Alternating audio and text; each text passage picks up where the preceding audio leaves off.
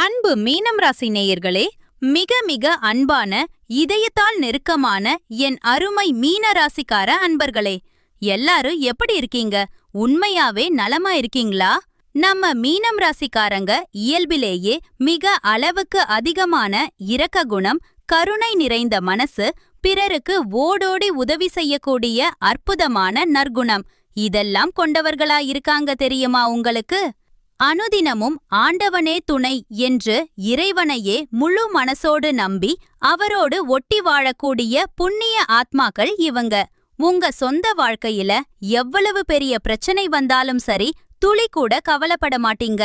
ஆனா உங்க நெருங்கிய உறவினர்கள், அன்புக்குரியவர்களோட வாழ்க்கையில ஒரு சின்ன கஷ்டம் வந்தாலே அதை தாங்க முடியாம உடனே ஓடிப்போய் உதவி செய்யக்கூடிய மாண்புமிக்க உள்ளம் கொண்டவர்கள் நீங்க.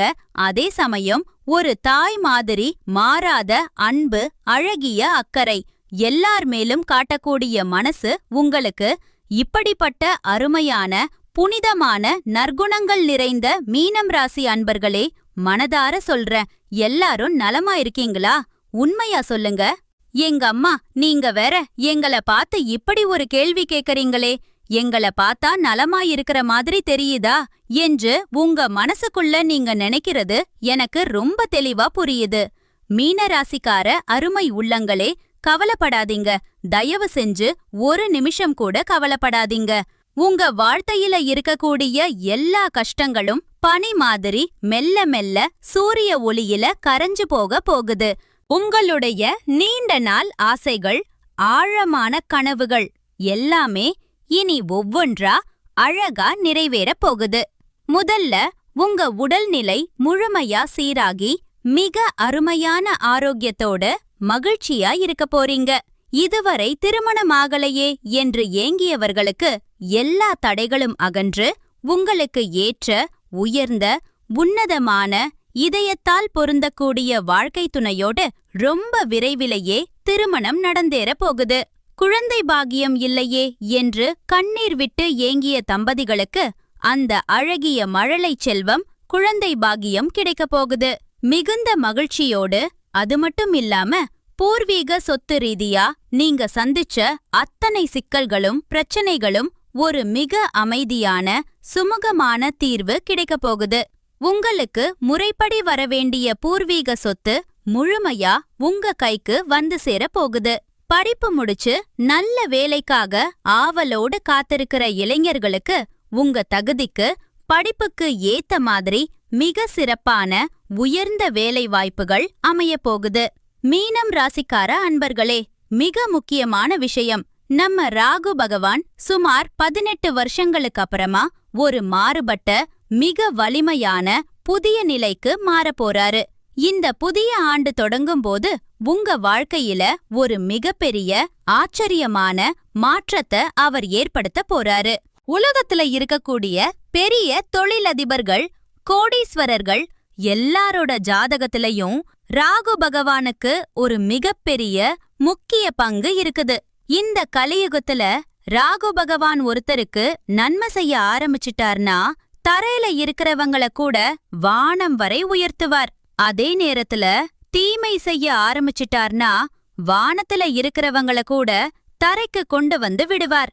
ராகு பகவான் இப்போ குருவோட நட்சத்திரத்தை விட்டு விலகி சதய நட்சத்திரத்துல பிரவேசம் செய்ய போறாரு.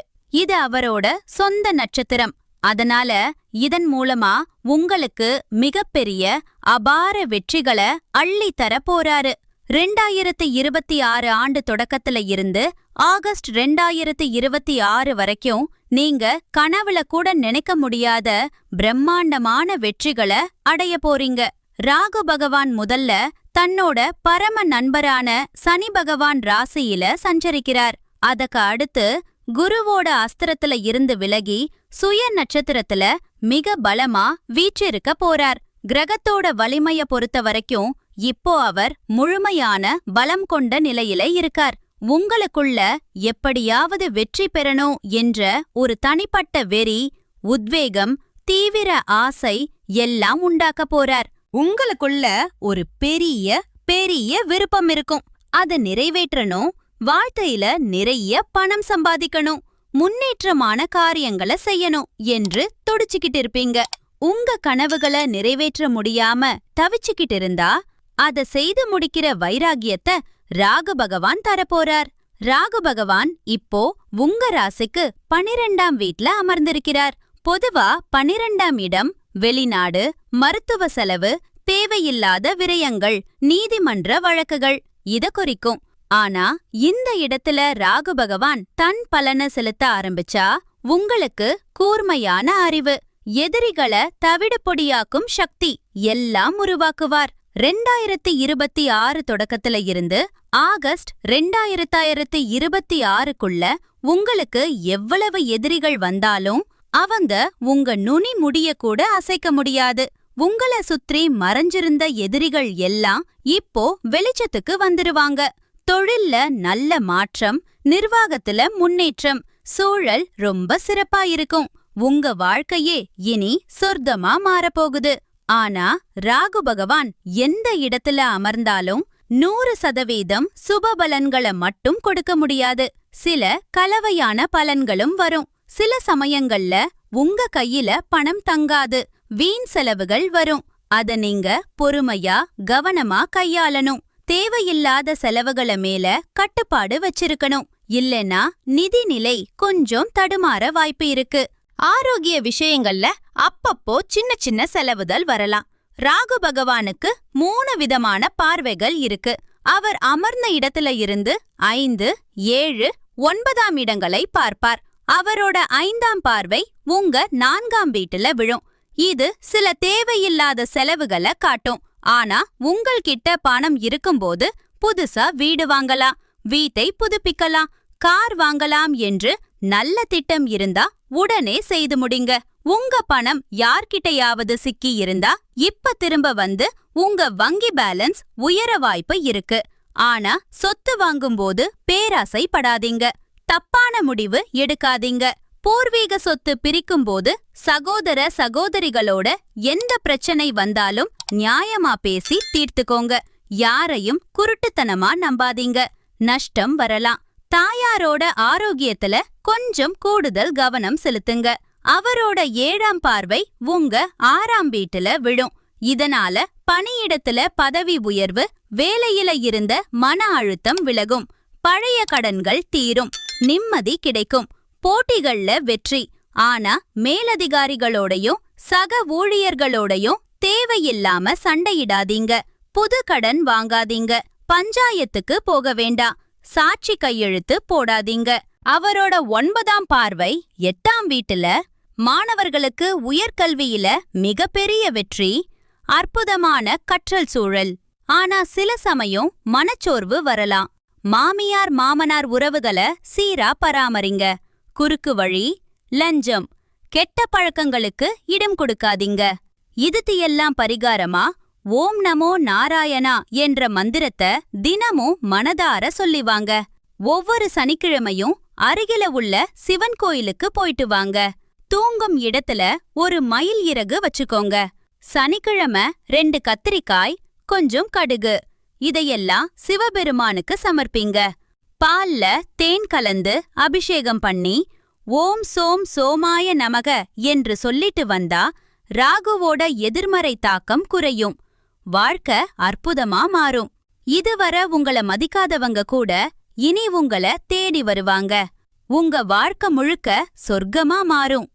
மீனம் ராசி. ராசி மண்டலத்துல 12வது ராசி அதிபதி குரு பகவான். பூரட்டாதி 4ஆம் பாதம், உத்திரட்டாதி, ரேவதி நட்சத்திரம் உள்ளவர்கள்தான் மீன ராசிக்காரங்க. கடகம், விச்சம், விருச்சிகம், ரிஷபம், மகரம் இவை நட்பு ராசிகள்.